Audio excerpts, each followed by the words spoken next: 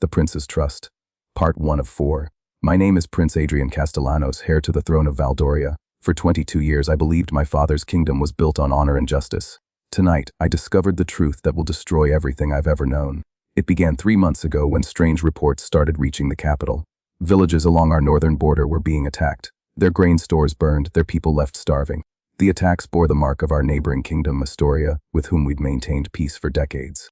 My father, King Eduardo, was furious. He summoned his war council, immediately demanding answers and swift retaliation. I sat beside him in that grand chamber, watching as he paced behind his throne like a caged lion. General Marcus Reeves, my father's most trusted advisor and the man who taught me swordsmanship since childhood, stood at attention. His weathered face was grave as he presented the evidence. Burned Astorian flags found at attack sites, witnesses who swore they heard Astorian battle cries, even a captured horse bearing their royal seal. The evidence was overwhelming, undeniable. My father's decision was swift and absolute. We would mobilize our armies and march on Astoria within the month. I felt a surge of pride watching him defend our people with such righteous fury. But something in General Reeves' eyes troubled me. A flicker of something I couldn't quite identify. When I mentioned it to my closest friend and personal guard, Sir Damien, he dismissed my concerns. He'd grown up in the castle with me, trained alongside me, shared every secret and dream.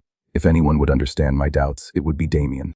But he insisted I was overthinking things, that the stress of impending war was affecting my judgment. 2 weeks into our war preparations, I decided to investigate the attacks personally. Against my father's explicit orders, I disguised myself as a merchant and rode north with a small escort. What I found in those burned villages changed everything.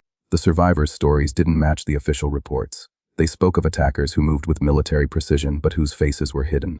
Men who fought with Valdorian techniques, not Astorian ones.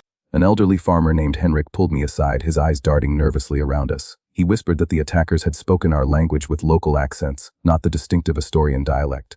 More disturbing still, he'd recognized one of the horses. It belonged to a Valdorian merchant who'd passed through weeks earlier.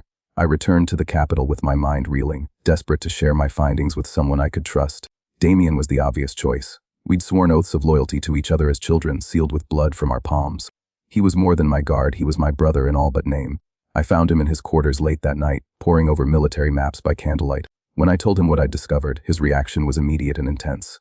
He insisted I was wrong, that grief-stricken villagers often confused details. But there was something forced about his denial, something rehearsed.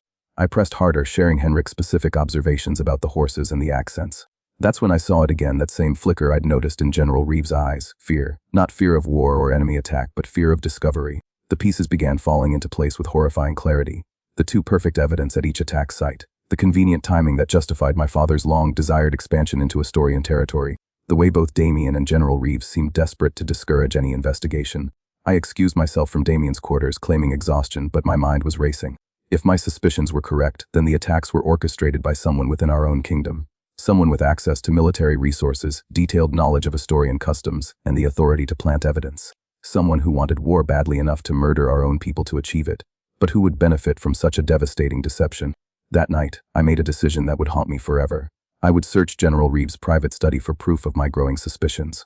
What I found hidden in that locked drawer wasn't evidence of the general's guilt. It was a letter in Damien's handwriting, detailing every attack he'd personally orchestrated. That's it for Paulo Untold Lores for Part 2. Like and subscribe.